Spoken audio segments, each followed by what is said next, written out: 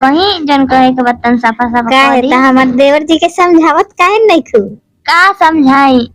क्या मजाक करे तर न त काहे समझाई तू बरले बर तो हम काहे के मजाक करी हो। त भाभी त है त आधा हक तो हकवे करी। ओ माने तहरो मने बा कि ना।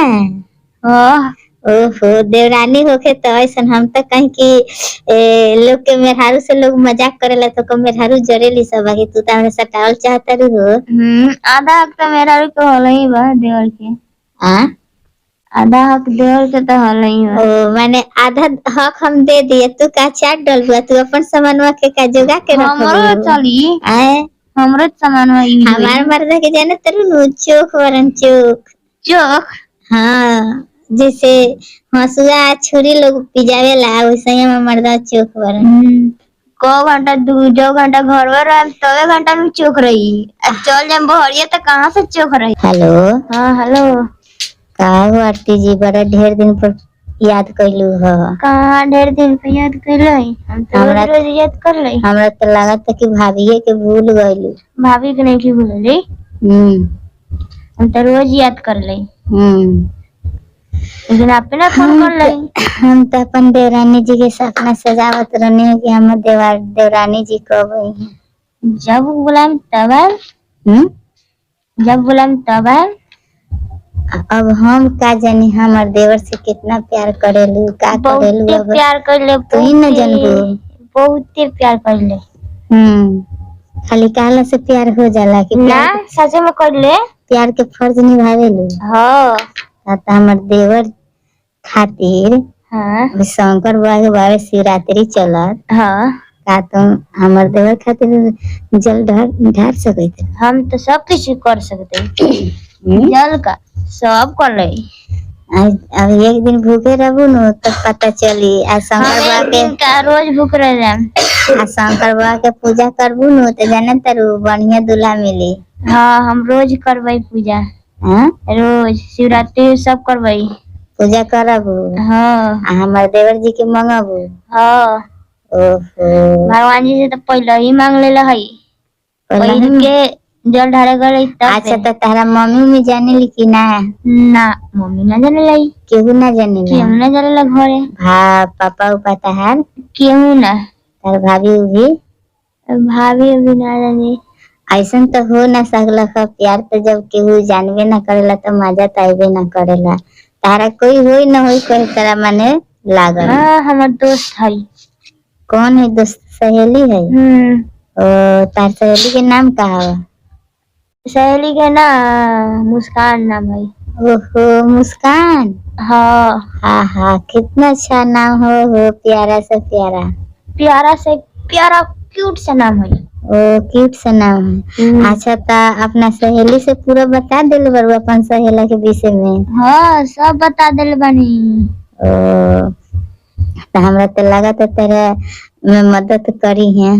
हाँ तो मदद करे ही के पड़ी ना करे वाला सवाल ही ना है में। हाँ तार माई बाबू जानते नहीं के प्यार के जाल में फंस चुकल बरू बड़ा बढ़िया से फंस गल बनी। हाँ छोड़लो तो बेकार नहीं की। ओ अगर तारा हम साथ ना दी तब का करबो ई बतावा। रोला तो हो सके नहीं कि साथ ना दे। हाँ रोला हो सके नहीं कि साथ ना दे सके। ओ माने ऐसा होइए ना आखिर हमरा में का खूबी समझ लेले बारू की का तारू के साथ ना देबो तारो एकदम पूरा विचारे बका के अपन भाभी संग मिल के रहे। हाँ हाँ ओ तब का दिल से चाहेली हमर देवर जी के।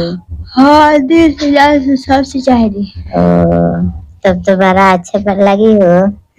ना ना हम अपन देवर जी से तारा से शादी ना करांगे। काहे तार माई हुई जनी है ता हमार मांग पर जोटे उखाड़ लिए ना जाने तब ना। अरे ना जानी अब बताओ ओकरा संगे भगबू का। भागे के ना हम खुद ओकर के मना लेबै। ओ मम्मी के मना लेबू। हाँ आ पापा के का करबू चाट डलबू का। ओकरो के मना लेब। ओ ऐसा तो दुनिया में रहता तो सभी के प्यारे कहने करके शादी करतक। मना लेब धीरे धीरे धीरे धीरे धीरे धीरे सब हो जाए। जब तारा डंटा गिरे लगी न तब बुझाई सब तार प्यार के बुखार तार उतर जाई। ना ना ऐसे ना हो सकला। ओ तारा प्यार के नशा का चढ़ गइल बा कि मन नहीं लागत। ना मुने नहीं खिलावत कहीं। अच्छा तो हमार देवर जी से बात कैलू है? हाँ पहनी है। ओ का कहले हैं? कहना है कि कहाँ हाल होलो बाबू।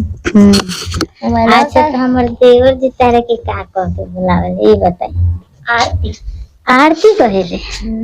ओहो आरती तो मैंने आरती तो भगवान जी के घुमावल जाला तो तारा कैसे आरती कहेलन हो? आरती ना मत आरती ना कहियन तो का कहियन और बताई। ताहार नाम आरती बटे? हाँ। चली तो हमने के तो दोनों के नाम तो सेम टू सेम बा। हमारो तो नाम लालती बटे। हाँ तब जो बता मैच करता ना लड़बू तो ना लड़े। हाँ लड़बे ना करम। हाँ सब कोई नया में कहला ना लड़े में जब शादी हो जाला तो जे लोग के तो लोग तो पानी पिया के धो देवेला। ओइसन हमरा में नहीं ऐसे बाटे हमारे गांव घर के माने आदमी सब यानी गोतिया पटीदार ये बड़की में सब बारी सब माने बड़ जेठ उ लोग ना चुंगला चुंगली बारी सब चुंगला चुंगली बारी लो तो उनका फर्क ना पड़ेला बा हमरा। उ सब ना मुंह ओरले रहेली सब कि कबे का घर में झगड़ा हो कि हम आंख पसार के देखी। ओइसन होकबे ना करी कबो ना वैसन तो हम कैसे कहीं कहीं ऐसा हो जाता ना ऐसा ना होई कबो। हमार देवर जी के सपना बारे की हमार मने आई कनिया तो बहुत अच्छा से का ओकरा के स्वागत करे। हाँ पहले से इंतजार करी लो। अच्छा तो फिल्म उलिम देखे लू बनी? हाँ। तार का नाम बा? मुस्कान? आरती तो बतैला मुस्कान तो हमार सहेली के नाम बा। तार मुस्कान आरती नाम बटे? हाँ।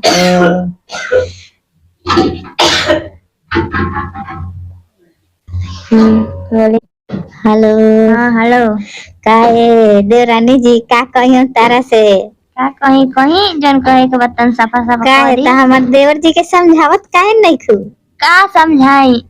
क्या मजाक करे तर न त का समझाई? तू बरले बरू तो हम कह के मजाक करी हो? त भाभी त है त में आधा हक तो हकवे करी। ओ माने तहरो मने बा कि ना? ओहो देवरानी होके तो ऐसन हम तो कहीं की लोग के मेहरारू से लोग मजाक करेला तो को मेहरारू जरेली सब बाकी तू त हमें सटावल चाहता रू हो। आधा हक तो मेहरारू के होले ही बा देवर के। आधा हक देवर के तो होले ही बा। ओ माने आधा हक हम दे दिए तू का चाट डलबा तू अपन सामानवा के का जोगा के रख। हमरो चली हमरो सामानवा यूज हमार मर्दा के जाने तरु नु चोक वरन चोक। हाँ जैसे हंसुआ छुरी लोग पिजावेला वैसे ही हम मर्दा चोक वरन। को घंटा दो घंटा घर में रह तबे घंटा में चोक रही। चल जाम बहरिया तो कहाँ से चोक रही। ओहो उतना सोचे के नहीं खे सब दिन के कोटे एक दिन पूरा करके जाएला। अच्छा ज्यादा करके तो सब दिए रहेला।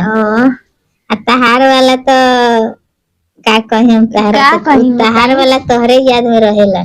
अच्छा याद में रहियन त रहे दी। का जाने कैसन प्यार के गुल खिला के ध देले बारू अति को में ते इतना खोजत रुसियान हो ताऊ का करबो? बहुत चीज खोजो।